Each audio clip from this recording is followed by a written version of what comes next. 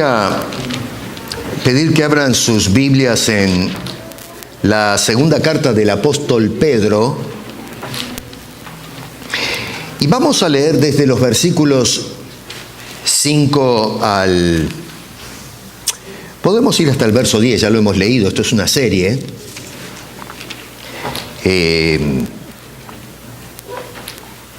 Capítulo 1, verso 5, y vamos a trabajar un poquito con esos pasajes. Esto nos está llevando, quizás la semana que viene vamos a empezar a delinear y a explicar un poquito las virtudes o cualidades que se mencionan en los versos 5 al 7. Pero por ahora, dice el apóstol Pedro, vosotros también poniendo toda diligencia por esto mismo, añadid a vuestra fe virtud, a la virtud conocimiento, al conocimiento dominio propio, al dominio propio paciencia, a la paciencia piedad, a la piedad afecto fraternal y al afecto fraternal amor. ¿Por qué? Bueno, dice, porque si estas cosas están en vosotros y abundan, no os dejarán estar ociosos ni sin fruto en cuanto al conocimiento de nuestro Señor Jesucristo. Pero el que no tiene estas cosas, tiene la vista muy corta, es ciego, habiendo olvidado la purificación de sus antiguos pecados. Por lo cual, hermanos, tanto más procurad hacer firmes esta vuestra vocación y elección, porque haciendo estas cosas no caeréis jamás. Señor, te damos gracias por tu palabra y te imploramos en Cristo Jesús que tú la bendigas a nuestro bien. En su nombre te lo pedimos, Señor. Amén. Bueno, el título de esta exposición es Solícitos en producir fruto. Y acá quiero que ya vayan tomando nota de lo que vamos a ir viendo en estas semanas, porque vamos a entrar en el aspecto práctico de todo lo que nos dice este gran hombre de Dios.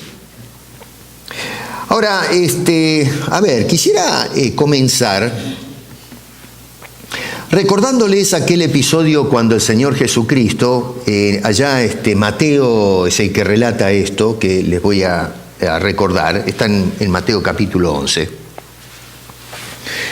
Tenemos al Señor Jesucristo, ¿se acuerdan? Maldiciendo una higuera.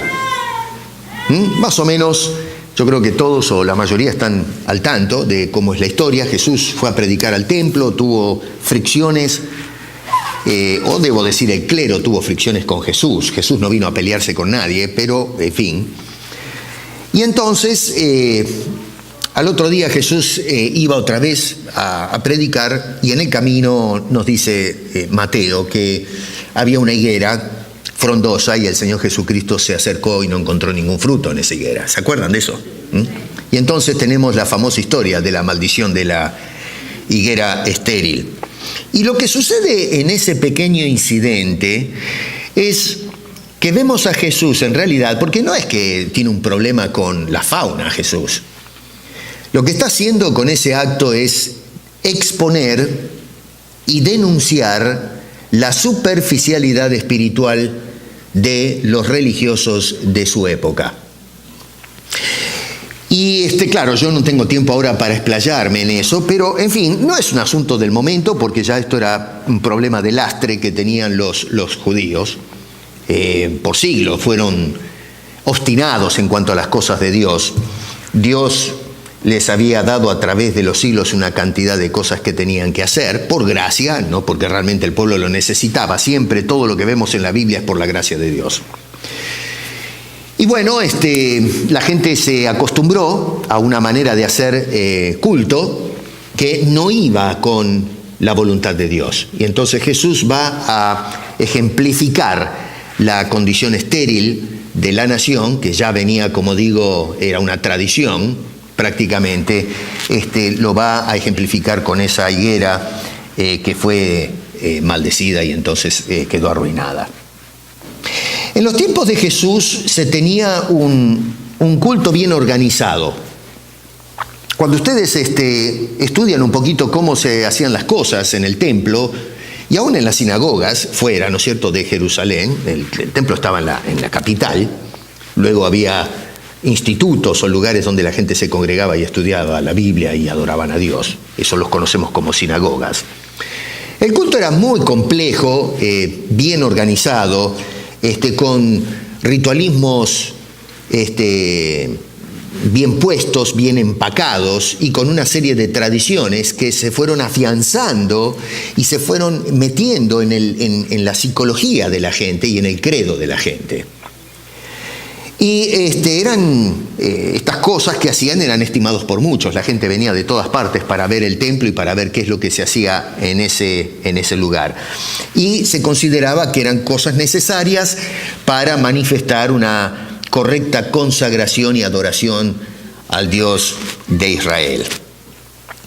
Y este sistema de culto fue muy impresionante, pero desafortunadamente, como indica esa historia que acabo de indicarles o recordarles, es que la religión, o sea, la parte espiritual del pueblo estaba ausente. O sea, a ver, por fuera eran algo impresionante, bien complejo, bien organizado, pero el problema es que por dentro estaban vacíos, no tenían fruto, como la higuera que maldijo el Señor Jesucristo.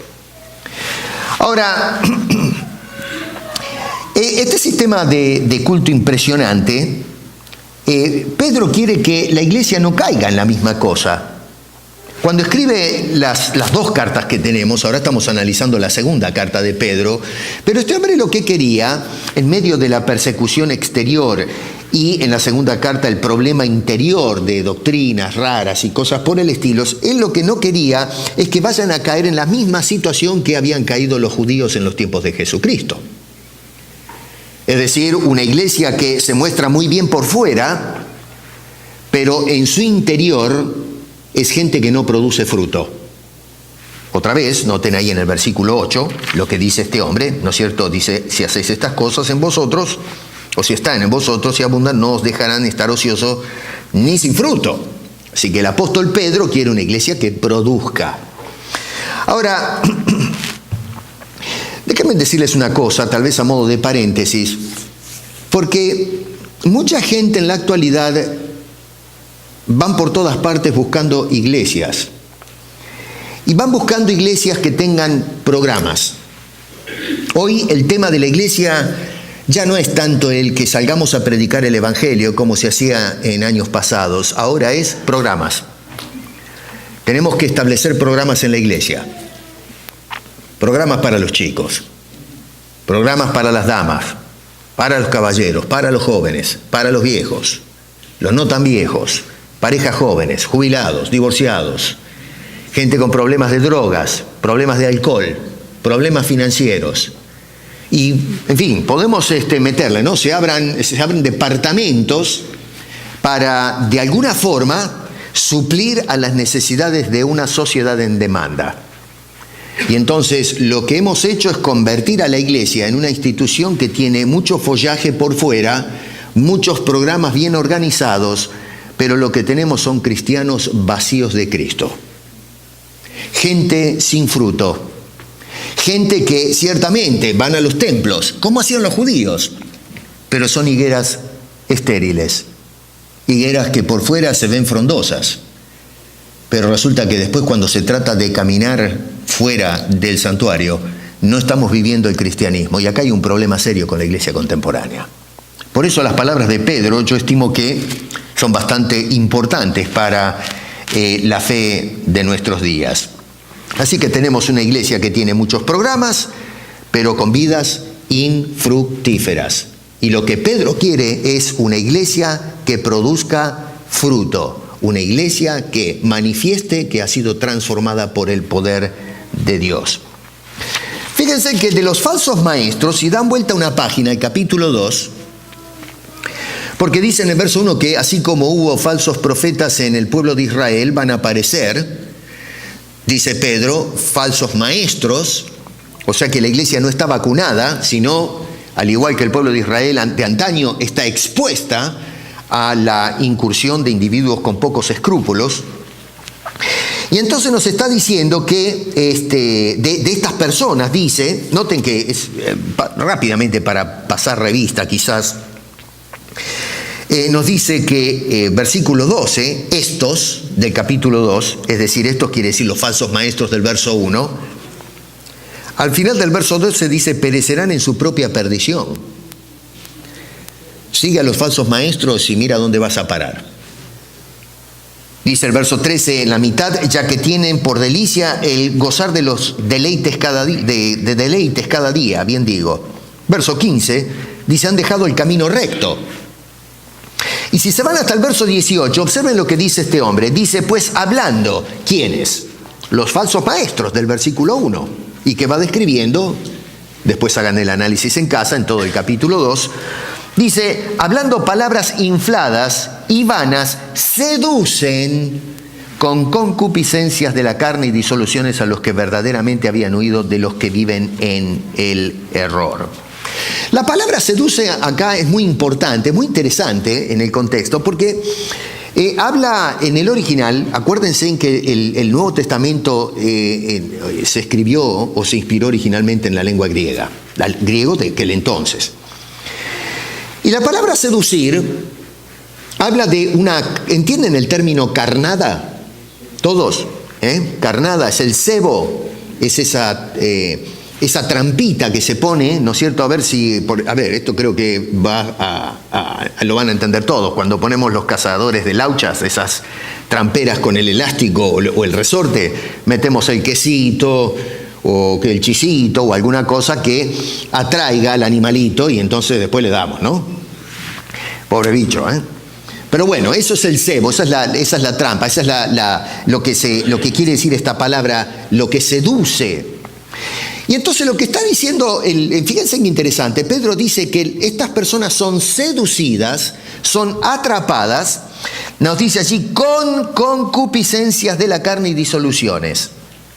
Acá la palabra disolución quiere decir sin freno, otra vez la palabra original es importante, se mueven los parámetros, no hay obstáculos, no hay restricciones. O sea que estos maestros, nos dice Pedro, que atraen a la gente y la seducen y caen en la trampa. ¿Y cuál es esa seducción? ¿Cuál es el cebo?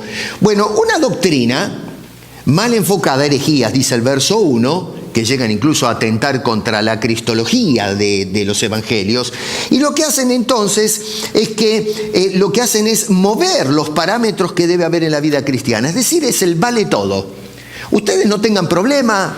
La vida cristiana es libre, nosotros somos libres, por eso dice allí, fíjense en verso 19, les prometen libertad, no hay restricciones, una vez que Cristo te salvó, puedes vivir como se te da la gana, ¿no es cierto? Y hoy en la iglesia, mis queridos, discúlpeme, pero hoy vivimos a la Bartola, hoy tenemos, en fin, en el ámbito de la sexualidad, la iglesia invita a todo. Estamos ordenando ministros que están totalmente desorientados en cuanto a las cosas sexuales. Que eso es para hablar mucho, ¿eh? Tenemos personas que están juntados y en fin, no forman hogares o forman familias, el matrimonio es un asunto anticuado. Y en fin, tenemos una cantidad de cosas, la forma de vestirnos, de hablar, imitamos más las cosas del mundo.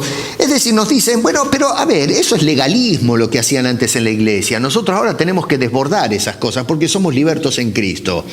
Bueno, eso es lo que está diciendo el apóstol Pedro acá. Dice, seducen a la gente, los atraen, diciéndoles ahora son totalmente libres. Y sí, somos libres, por supuesto, pero hay que entender el concepto de la libertad como la entienden las Escrituras, no como lo interpreta la sociedad contemporánea. Lo que vemos hoy no es libertad. Lo que vemos hoy es libertinaje moral, que es muy distinto a la libertad que plantean estos grandes hombres de Dios. Y entonces dice, son atraídos. ¿Se acuerdan que el apóstol Pablo le escribía a Timoteo, predica a tiempo y fuera de tiempo, porque vendrán, la gente va a tener comezón o tendrá interés de escuchar y van a aparecer maestros según sus propios deseos, eso es lo que quiere decir la palabra concupiscencia en algunas versiones o traducciones, dice siguiendo sus propios deseos y le van a ofrecer lo que la gente busca. Y eso es lo que está pasando en la iglesia contemporánea. La gente no está buscando a Cristo, la gente está buscando otra cosa. prosperidad, sanidad y qué sé, una cantidad de cosas del momento, pero no hay preocupación por la transformación del alma. Así que dice que estos hombres van a seducir. ¿Y cómo lo hacen? ¿Cuál es la táctica? Bueno, noten en el versículo 18 que dice que hablarán palabras infladas y vanas. Es decir, que van a hablar demasiado, van a tener una retórica contagiosa, seductora, y van a hablar mucho, pero cosas sin sentido, sin sustancia, vacías de las cosas de Dios. Miren, yo digo siempre esto, ¿no? Hoy en la iglesia, hermano querido, tenemos un serio problema porque usted agarra a la gente hoy, escucha los sermones y leen un versículo bíblico, cierran la Biblia y comienzan a hablar, y hablar, y hablar, y hablar. Lo que vemos es un discurso en los púlpitos. No hay más una exposición de las Sagradas Escrituras. No dejamos que la Biblia le hable al pueblo de Dios. ¿Y por qué la iglesia hoy está andando mal? Porque ya no abrimos la Biblia. Lo que hacemos es leer un versículo de la Biblia y comenzamos a escuchar a estos maestros que empiezan a tirarnos un montón de cosas que nos desorientan, que se alejan de la Biblia, y terminamos entonces creyendo cualquier cosa. Noten que dice este hombre, les prometen libertad, verso 19, y son ellos mismos esclavos de corrupción, es decir, los maestros. Ahora, algunas personas van a argumentar que el apóstol Pedro está hablando a cristianos acá. Está hablando de creyentes que de alguna forma están siendo seducidos. Noten que dice el verso 20, ciertamente si habiéndose ellos escapados de las contaminaciones del mundo, por el conocimiento del Señor y Salvador Jesucristo, enredándose en ellas, son vencidos, su postrer estado viene a ser peor que el primero.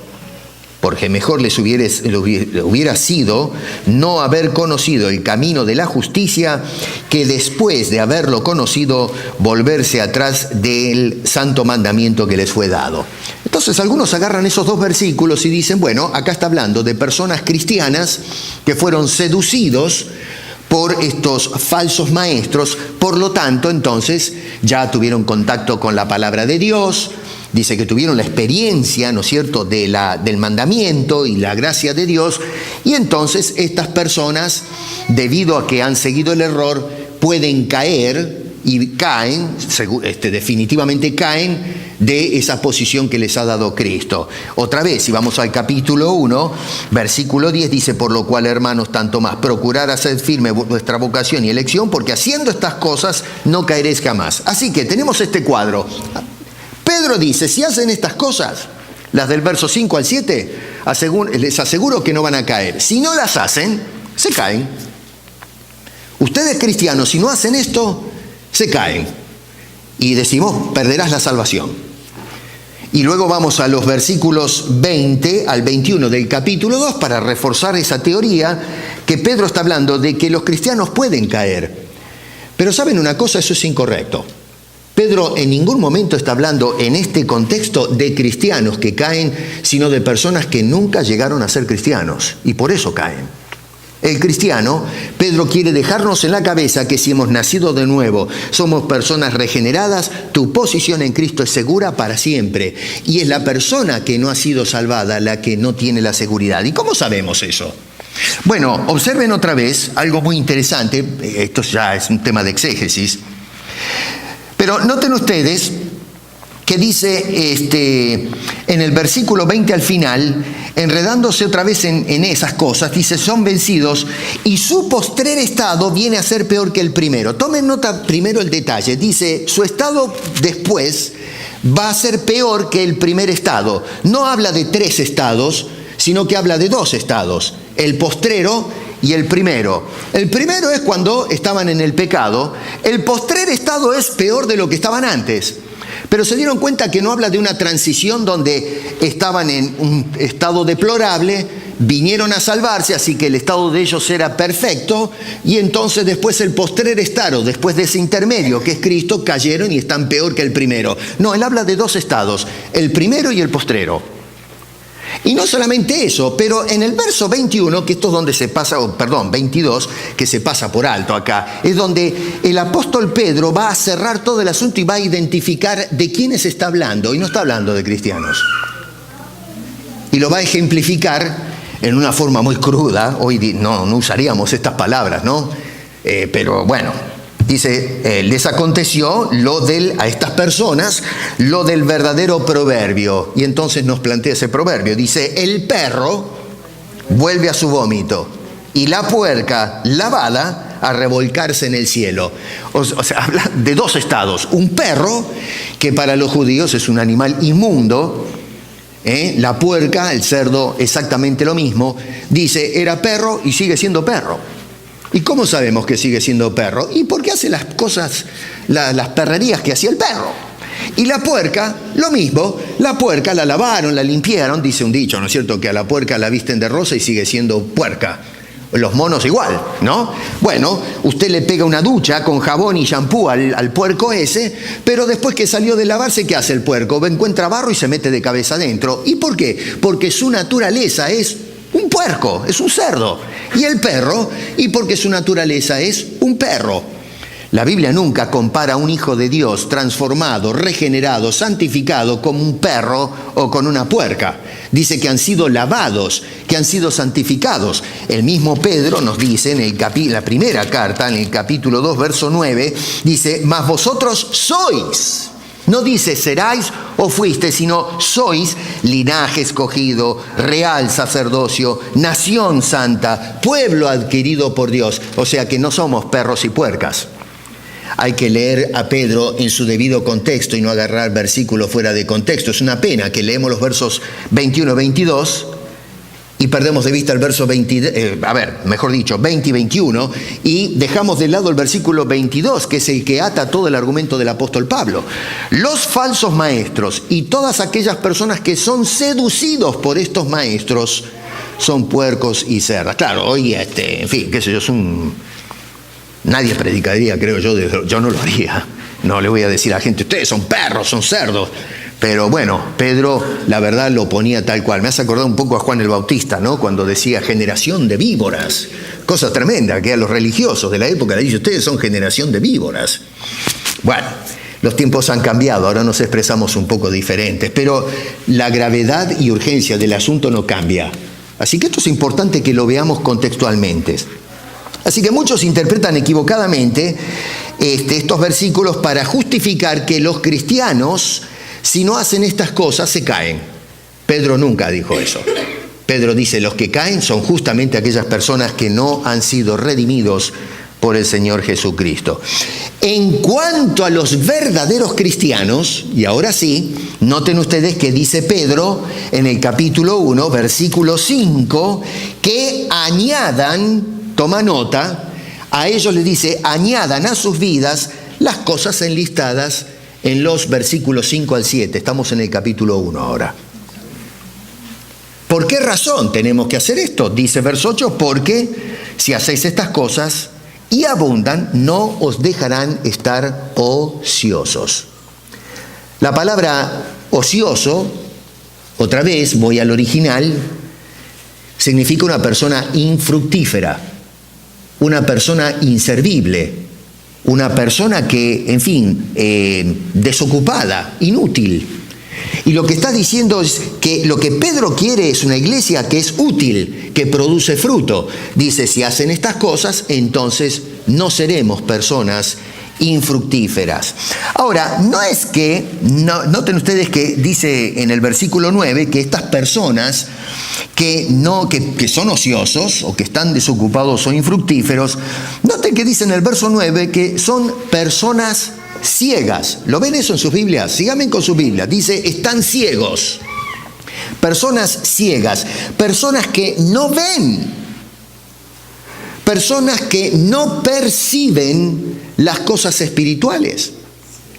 Las personas que, otra vez en el capítulo 2 va a describir como los que han sido seducidos por falsos maestros y que ciertamente como falsos maestros están en la iglesia, están enseñando, los otros también van a la iglesia, cantan, qué sé yo, en los tiempos de Pedro, y están allí metidos, pero realmente no agarran la onda.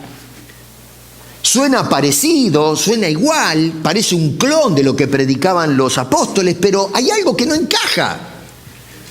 Para ellos, dice, está bien, Pero dice, no pueden ver, están ciegos. Y tomen nota que interesante, porque no dice que están ciegos completamente. Viene el versículo 9, cómo se refiere en cuanto a la ceguera. Dice, pero el que no tiene estas cosas tiene la vista muy corta, es ciego. Así que cuando dice ciego no dice que es ceguera total, sino que es miopía espiritual. Nosotros a veces decimos esto, cuando una persona no ve bien, decimos está ciego, pero no es que está ciego, no ve bien. El ocioso es una persona que, a ver si lo ponemos de esta manera, ve las cosas espirituales, las interpreta, las asimila, pero ve todo borroso. Y saben una cosa, hoy, yo siempre hablo de hoy, porque a veces no es asunto de mirar historia de lo que pasó en la iglesia de los tiempos de Pedro. Otra vez la gente que estaba, ¿se acuerdan? En la dispersión, cuando hicimos la introducción, les expliqué que escribe a toda esa gente que estaba en el Asia Menor. Entonces, en fin, eso era lo que pasaba en esos días, pero a mí me interesa lo que está pasando en la actualidad. Y hoy tenemos gente que, a ver, si yo me saco los lentes y miro al que está filmando ahí, veo una cosa borrosa. Y si me dicen Escribin Bolaños, yo digo, no sé, yo veo un fulano que está ahí, tiene camisa blanca, pantalón oscuro, no sé si tiene pelo, no alcanzo a ver, ¿no? Pero cuando me pongo los lentes digo, es el hermano Bolaños, ¿no es cierto? Sí, tiene pelo corto. ¿Se dan cuenta? Bueno, en la iglesia hoy lo que hacemos es, mi querido, es mirar las cosas espirituales sin anteojos. Y la gente enseña y define lo que ve borrosamente y no ven un pito, no ven ni medio. Y terminamos haciendo un desastre con el evangelio. Este hombre dice, tiene la vista corta. Yo a veces escucho algunas de las predicaciones y enseñanzas de la actualidad y me arranco los pelos. Digo, pero qué barbaridad. ¿Cómo es que llegan a semejantes conclusiones?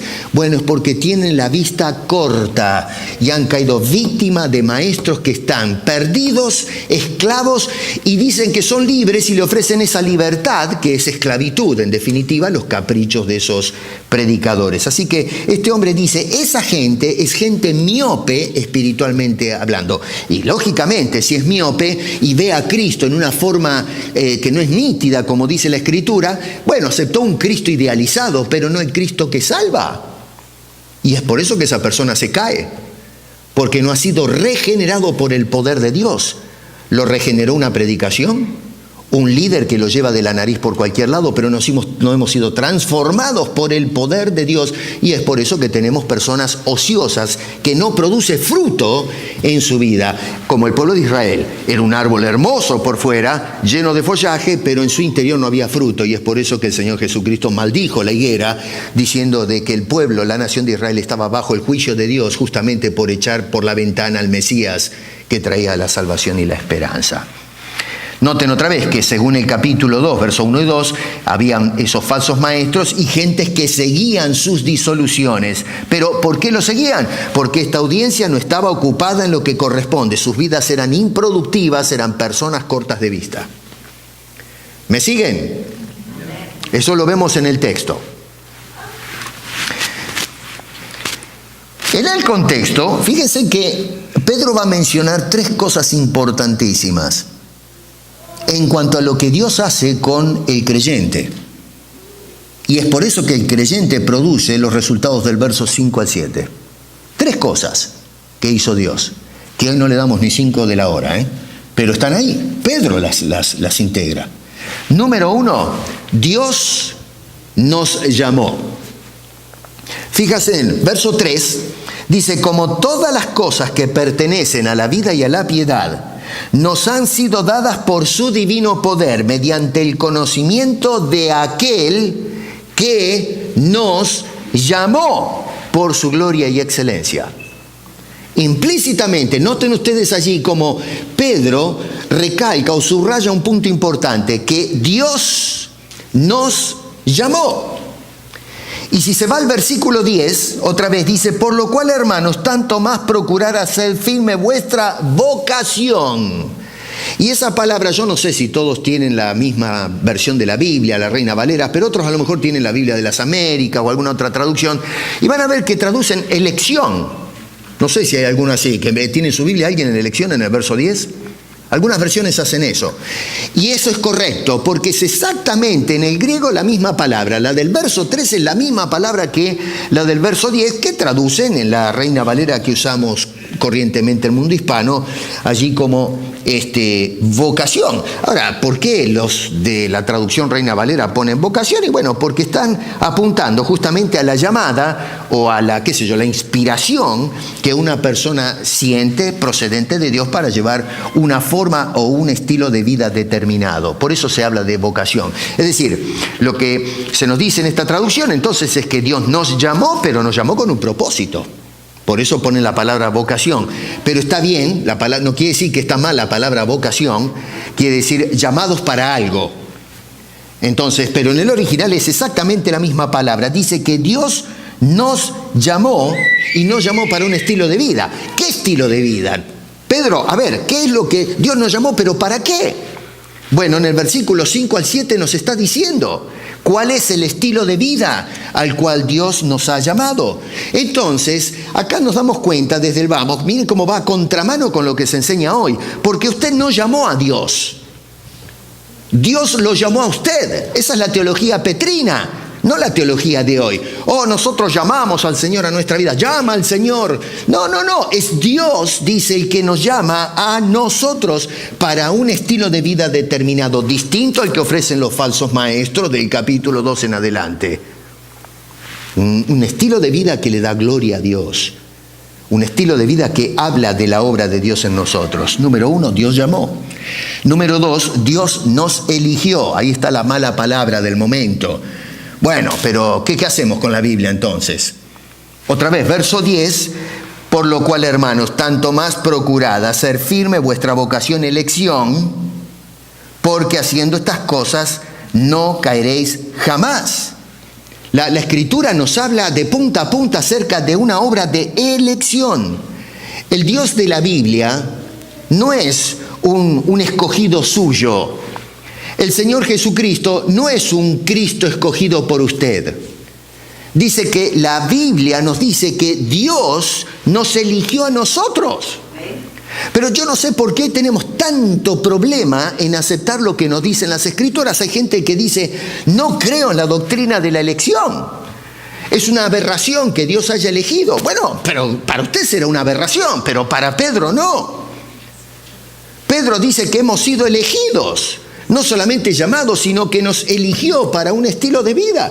Claro, hay que hacerle preguntas a esa palabra elección. ¿Qué quiere decir la elección? ¿Cuándo nos eligió? Y empezamos a armar todo un cuadro o un árbol teológico acerca de ese concepto, la teología de la elección, que no es tema para hoy porque nos saca de este enfoque. Pero, mi querido, pero si está ahí en la Biblia, ¿cómo vamos a decir no creo cuando Pedro dice, señores, a la iglesia le está diciendo, ustedes manténganse en esto? En la vocación y en la elección. ¿Pero qué estaba loco este hombre? ¿Era Pedro un hombre de vista corta que no veía ni sabía de lo que estaba hablando? Pero por favor, dice este hombre, Dios nos eligió. El Señor Jesucristo, cuando elaboraba en su último mensaje a los discípulos antes de partir a la cruz y después a la presencia del Padre, Juan registra las últimas palabras, el último discurso de Jesús, que era un discurso íntimo con los suyos, no público. Están en Juan capítulo 14 al 17, es hermoso eso. Y Pablo va a decir unas palabras, Jesús va a decir unas palabras que nos paran en seco, le da vuelta a toda nuestra teología contemporánea. Jesús dice, escuche esto, no me eligieron ustedes a mí. Otra vez habla de elección. Y dice, ustedes a mí no me eligieron. Vamos, Jesús. ¿Cómo que no te elegí? Si yo me acuerdo cuando me predicó el pastor, me habló de Jesucristo y de la cruz, y yo dije, Señor, a mí me conviene esto. Yo acá invierto en la vida eterna, así que yo te escojo como mi Señor y Salvador. Está bien, esa es su opinión, ¿no es cierto?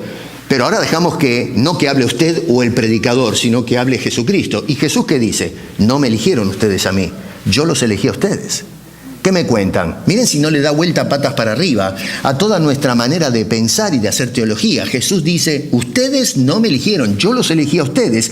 Y no solamente eso, pero cuando analizamos las palabras de Jesús nos sacan de base. Porque dice no solamente que nos eligió a nosotros, sino que nos eligió con un propósito que ya está determinado. Dice, y os he puesto para algo.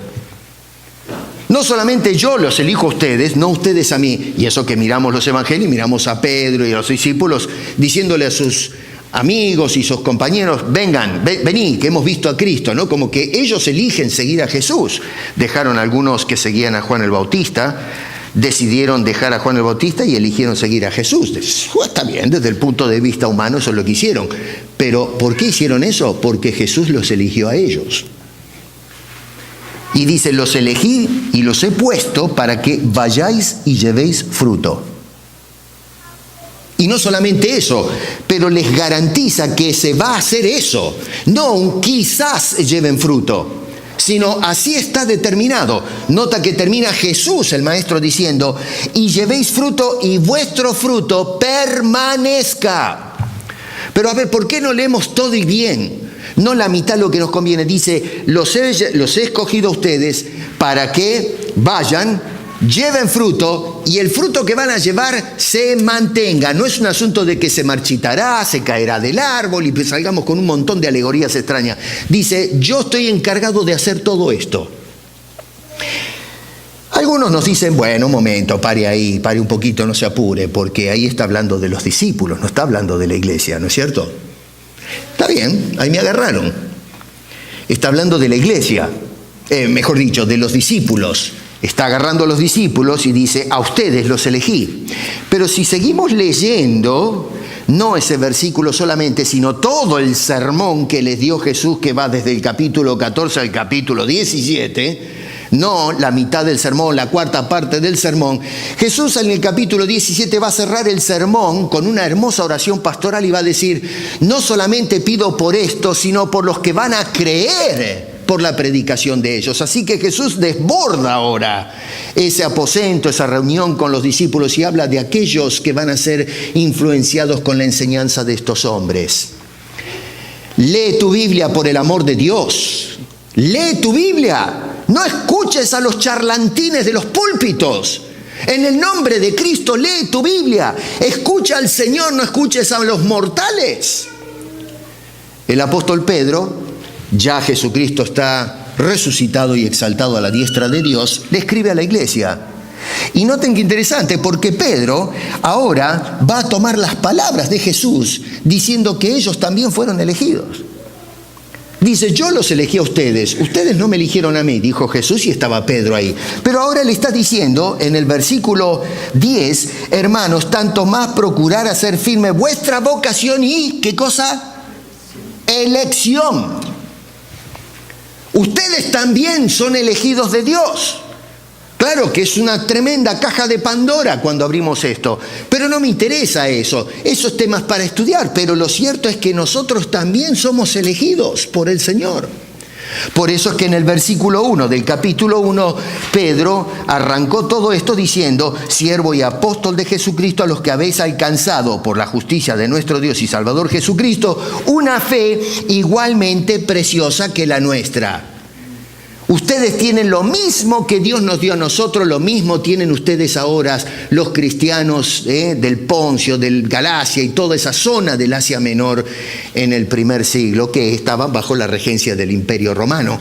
Otra vez ya lo he dicho, esto es Turquía en la actualidad, ¿no? Cambiaron las cosas, cambió la geografía, cambió todo. Pero bueno, esa región del mundo donde estaban los creyentes. La tercera cosa que dice en el capítulo 2, verso 1, así que tenemos que Dios, en primer lugar, nos dice este hombre en el versículo 10, nos llamó. Número 2, Dios nos eligió. Y ahora nos dice, Dios, el Hijo, nos rescató.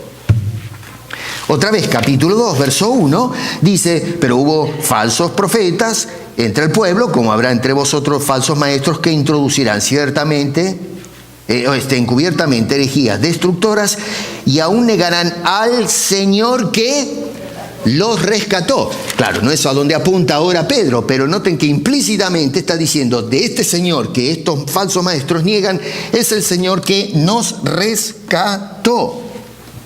La palabra griega tiene un peso teológico muy importante acá.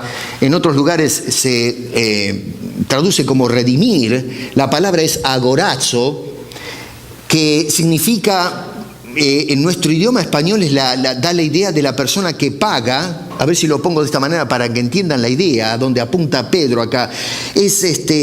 La ágora es un lugar donde se reunía la gente. La palabra agorazo viene de esa palabra griega ágora.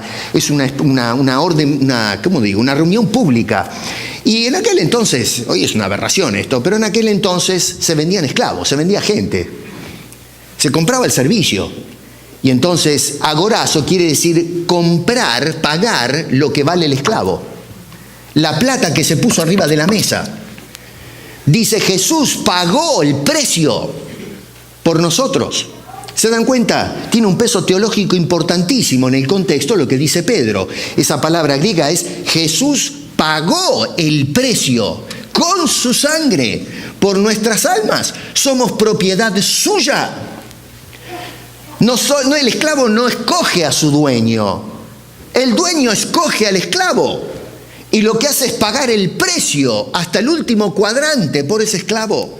Jesús, Dios el Hijo, pagó, rescató a este pobre miserable pecador, esclavo del pecado, de la condenación, del diablo. Y dice que pagó hasta el último centavo con su sangre preciosa en la cruz del Calvario. 3 cosas que tenemos: llamamiento. Número 2, elección. Número 3, redención.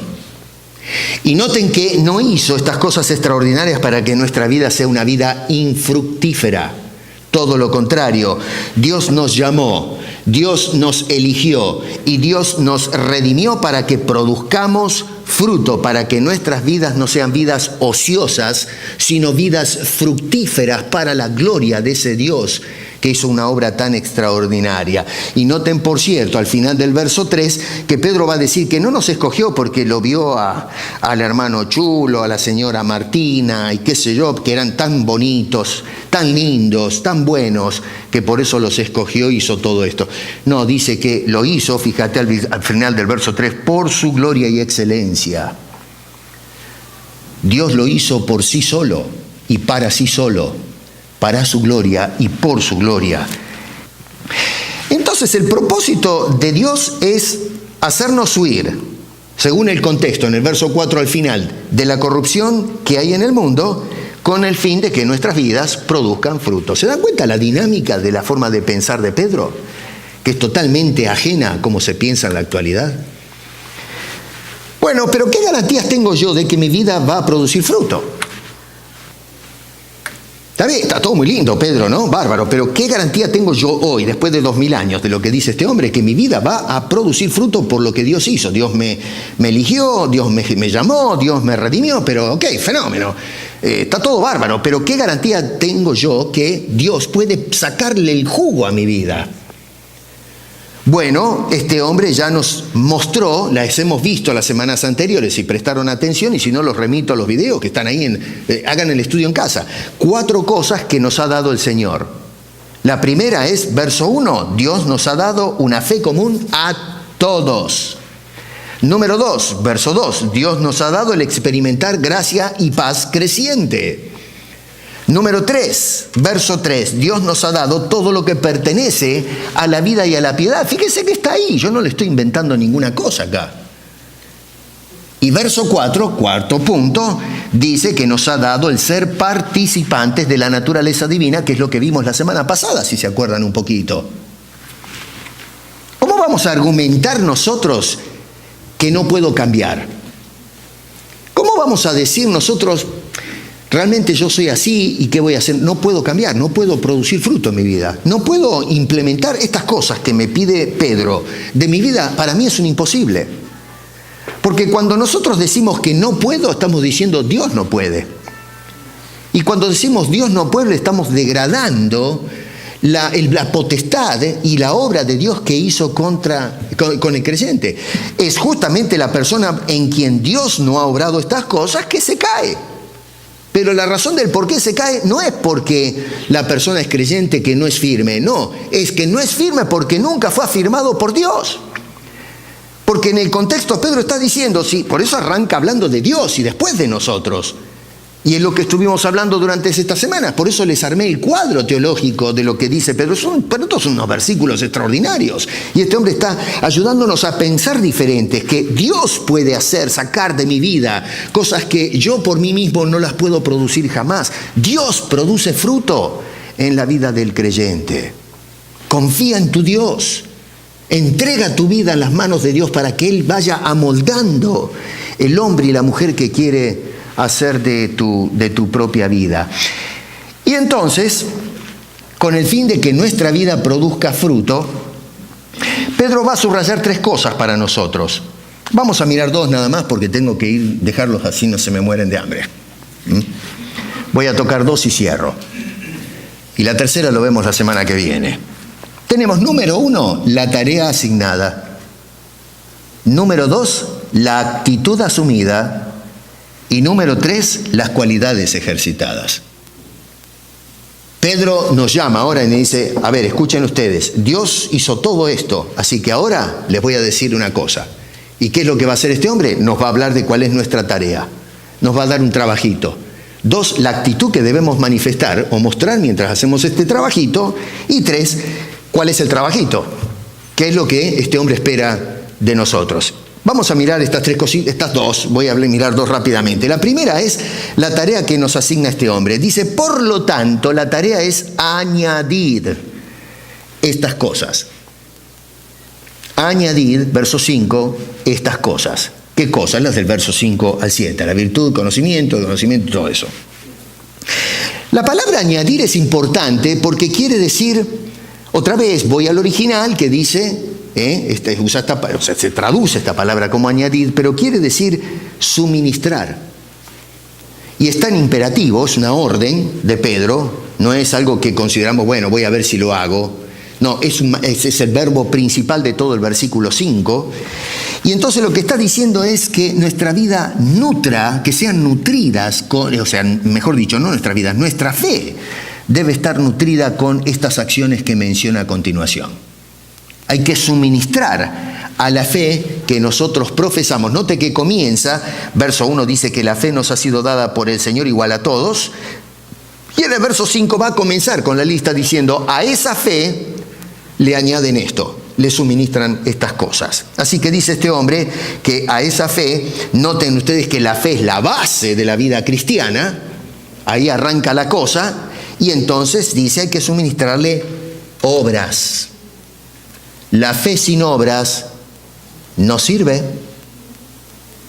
La fe sin obras es un asunto muerto, un asunto que no tiene resultado.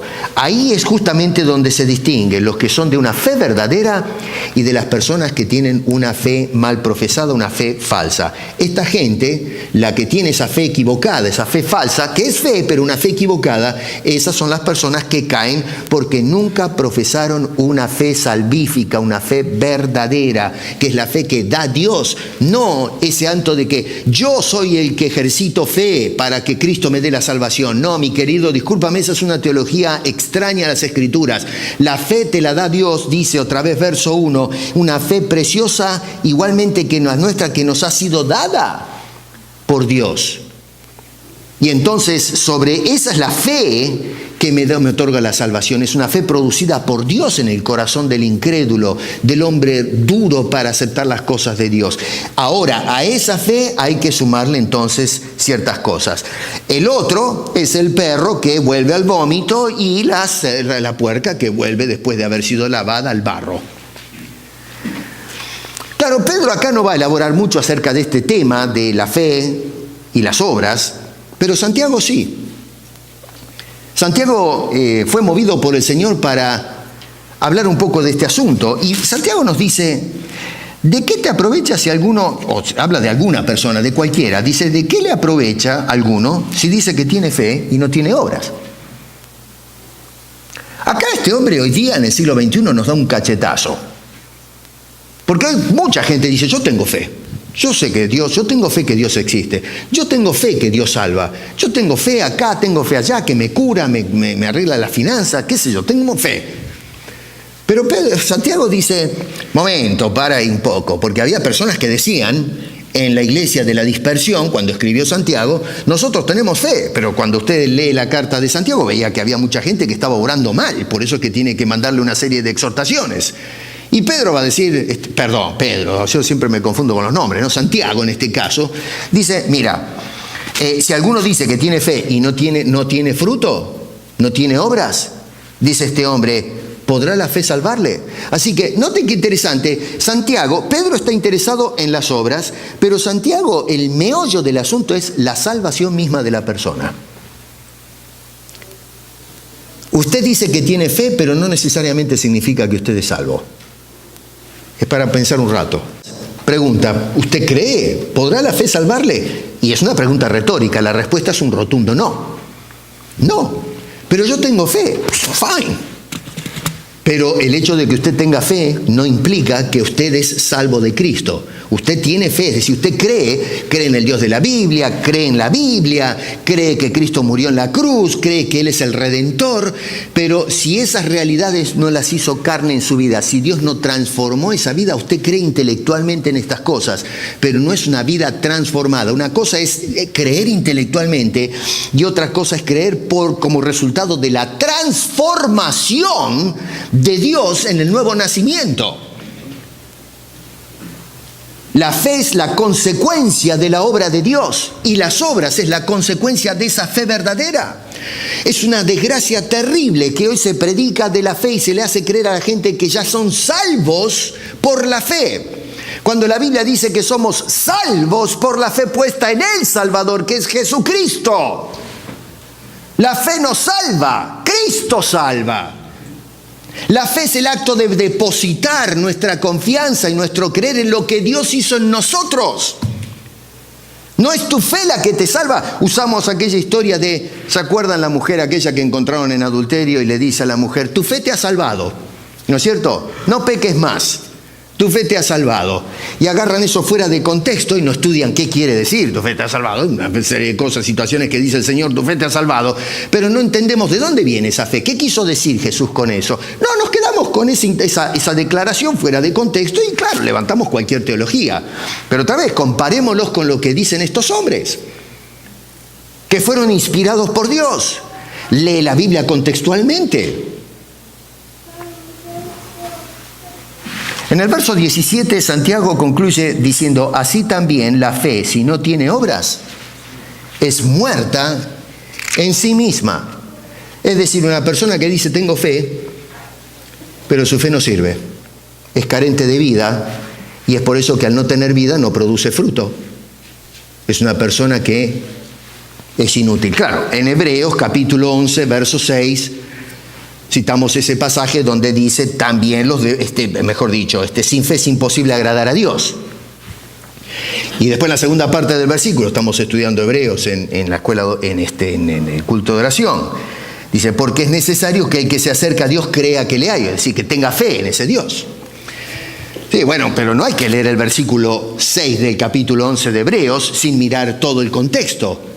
Porque en el capítulo 11 dice, por la fe fulano, por la fe sultano, por la fe, por la fe, por la fe. Y usted lee todo el capítulo y va a observar que esos hombres, por la fe, hicieron cosas. O sea que las obras de esos del capítulo 11 eran el resultado de la fe o confianza que tenían en Dios.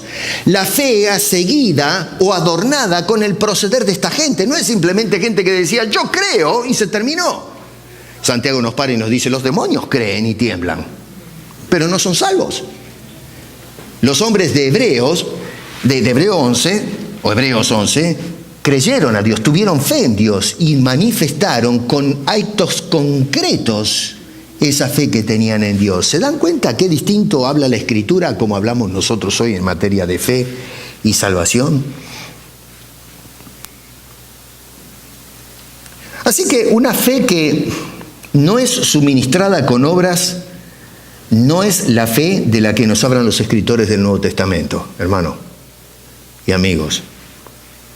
Por eso Pedro dice, hay que añadir a la fe que profesamos la lista de los versículos 5 al 7, es decir, lo que dice Santiago. Muéstrame tu fe, yo te mostraré mi fe por mis obras. Tú vas a ver si realmente Dios transformó mi vida, porque Dios va a producir fruto en esa vida, que yo solo, sin Dios, no lo puedo producir. Traten ustedes, sin Cristo, de producir estos frutos y vamos a ver quién gana. Y ustedes pueden salir a la calle y mirar al mundo sin Cristo y a ver dónde encuentra usted estas virtudes. Encuentra una, dos, a lo mejor y más o menos, pero no en la forma en que Dios obra en nosotros. El mundo anda como la mona, justamente porque no tiene a Dios en su corazón, no ha sido transformado, y entonces anda con la vista corta, caen en falsas enseñanzas y es un mundo condenado. Necesita la salvación. Así que eso tiene que ver con la tarea asignada. La segunda cosa de este hombre es la actitud que debemos asumir. Dice que debemos hacerlo poniendo toda diligencia. ¿Lo ven eso? Verso 5, a través del capítulo 1. Diligencia. ¿Qué quiere decir diligencia? No solamente habla del celo que debemos tener por este asunto de que la vida produzca, buscar estas cosas en oración, pero la palabra es interesante en el original porque habla de la premura, la solicitud, la urgencia con que nosotros trabajamos manifestando estas cosas. Y ¿saben una cosa? Esto es muy importante, otra vez, desde el punto de vista teológico, porque hay ciertas bandas teológicas que dicen que uno puede aceptar a Cristo como Salvador, pero no su señorío necesariamente. Es decir, una persona puede aceptar a Cristo como Salvador, ya es salvo, siempre es salvo. ¿Escucharon esa frase? Salvo, siempre es salvo. Ya está salvo. Así que si vive como la patada, no importa, ya está salvo, ya está arreglado el asunto, ¿no es cierto? Puede vivir con la salvación y después, a lo mejor, al final de la carrera, el hombre decide aceptar al Señor, a Jesucristo como Señor de su vida y entonces puede pasar algo. Y si se muere sin el señorío de Cristo, ya está salvo. No. Hay quienes he leído libros acerca de la defensa de esa doctrina equivocada y desde el punto de vista de la praxis es irreconciliable. Yo pienso un pastor que enseñe, mire, usted acepta a Cristo y la conducta suya no es lo importante ahora. ¿Cómo un pastor puede llamar a una persona que anda en desorden a la oficina a decir, mire, escúcheme, usted pare la mano, no, oiga, pero ¿qué está haciendo? Usted es un cristiano, no se conduzca en esa manera. Porque esa persona me puede decir, bueno, pero usted me enseñó de que yo acepte a Cristo como Salvador y no hace falta el señorío de Cristo, así que ¿qué me viene a llamar la atención? Es imposible el trabajo pastoral de orientación espiritual, es un disparate. Aceptar a Cristo como Salvador es aceptar lo que Cristo es y lo que Cristo hizo. No solamente lo que hizo, sino lo que Cristo es. Y Él es el Señor de todo. Hebreos capítulo 1 dice que los ángeles están sujetos a ese Cristo, porque es el Señor, puestos por encima de ellos. Nos dice la Biblia que todos se van a arrodillar tarde o temprano, creyentes y no creyentes, y hasta los demonios van a tener que arrodillarse y reconocer que Él es el Señor de señores y Rey de reyes. Dice este hombre entonces que tenemos que tener la prontitud, si somos realmente nacidos de nuevo, de sumar a la fe las obras. No que somos salvos por obras, porque eso tiene que ver con la salvación, pero Pedro acá no está hablando a los incrédulos. Al incrédulo hay que hablarle de la salvación por gracia, no por obras. Tú no puedes hacer nada para recibir la salvación, tú tienes que simplemente aceptar lo que Dios te ofrece, que es la salvación en Cristo Jesús. Pero una vez que eres creyente, se espera ahora que, si eres verdadero hijo de Dios, que manifieste fruto, que son la evidencia que Dios está trabajando en tu vida. Porque si no produce fruto tu vida es porque Dios no está en tu vida trabajando. Y no es una falla de Dios, sino una falla de entender lo que es la fe salvífica, y es por eso que tú eres una persona que se cae de esa posición que habla Pedro. en el versículo 10. Nunca estuviste afirmado por Cristo. Estuviste afirmado por tu credo, estuviste afirmado por tu racionalización de las cosas, por un evangelio secundario, falso, pero no fuiste afirmado en la roca que es Cristo Jesús, y es por eso que te vienes abajo. Y mi consejo es, si eres uno de ellos, no te quedes ocioso. Ven a los pies de Cristo Jesús y acéptalo como el Señor y el Salvador de tu vida ahora. No juegues con tu destino eterno. Y nosotros que somos cristianos, pues entonces dejemos que Dios, no nosotros, sino Dios, comience a depurar su gracia y a producir el fruto que es resultado del Espíritu de Dios en nosotros, y entonces podremos manifestar estas cosas. Es el apóstol Juan en este caso, en el capítulo 2, y con esto los dejo, en el capítulo 2, verso 8, dice: por gracia sois salvos por medio de la fe, y esto no de vosotros, pues es don de Dios. Pero en el verso 10 dice: somos hechura suya. No te hiciste tú. Dice: somos hechura de Dios. Dice: creados en Cristo Jesús. Pero observa lo que dice: hemos sido creados para buenas obras, las cuales Dios, tú no, Dios preparó de antemano para que anduviésemos en ella. Tú no preparas nada para Dios. Eso no es la teología de Pablo. Esa es la teología de hoy, pero no la teología de Pablo. Pablo dice: Dios preparó las obras. No las está preparando, ya están. Yo no sé cómo es esto, qué sé yo. Alguien me puede decir: ¿pero cómo es posible eso? Bueno, ¿sabe qué? Cuando vayamos al cielo, pregúntele al Señor. No me pregunte a mí. Yo estoy igual que usted. Leo estas cosas y me quedo, pero cabizbajo, ¿no es cierto? Diciendo: a ver, pero soy un ignorante. ¿Cómo hace Dios estas cosas? Bueno, por eso Él es Dios y no, yo no. Entonces, creamos lo que nos dice Dios a través de la inspiración. Movió a este hombre a decirnos estas cosas. Dios te llamó. Dios te eligió y Dios te redimió para que tu vida produzca fruto. Si tu vida no produce fruto, algo está pasando ahí. Y mi consejo es que vengas corriendo a los pies de esa bendita cruz y dejes que Cristo rompa las cadenas que te atan al error, a la vista corta. Que Dios te arregle los ojos y no tengas más miopía espiritual, sino que veas la gloria de Dios en la persona y obra de Jesucristo, que nos da libertad verdadera y ahora transforma nuestras vidas para que podamos añadir por la obra de Dios y la gracia de Dios estas cualidades que este hombre va a enlistar en los versos 5 al 7 y que comenzaremos a analizar una a una la próxima semana. Hermanos queridos en Cristo, sométete a la voluntad de Dios. Y si no conoces a Cristo, yo te ruego que te sometas al llamado de Dios a través del Evangelio y aceptes a Cristo como tu Salvador y tu Señor. Y verás que tu vida es totalmente transformada cada día. Va a ir trabajando el Señor, poniendo el sello de su Hijo Jesucristo en tu carácter, en tu conducta, y serás mejor hombre, mejor mujer, mejor esposo, mejor esposa, mejor padre e hijo, mejor ciudadano, mejor cristiano, cada día que pasa. Que el Señor nos ayude.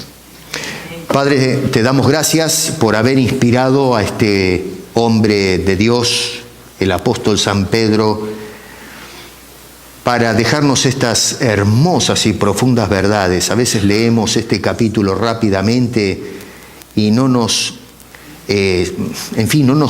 satisfacemos de todo el tesoro precioso que hay escondido en un hombre que muchos estimaban era un pedazo de bruto, pero que tú lo hiciste sabio, Señor.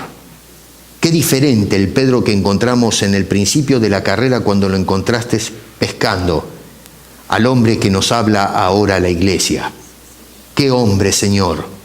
Y fue un gran hombre porque su Dios es un Dios grande. El mismo Dios, Señor, que nos ha dado la fe tan preciosa como la que le diste a aquellos. Ayúdanos, por favor. Te imploramos que nos ayudes. Aquellos que no te conocen, ayúdalos a llegar a los pies de Cristo y reciban tu salvación gratuita. Y aquellos que te conocemos, ayúdanos a caminar añadiendo a nuestra fe las evidencias de esa fe salvífica. porque te lo pedimos en el nombre de Cristo Jesús. Amén.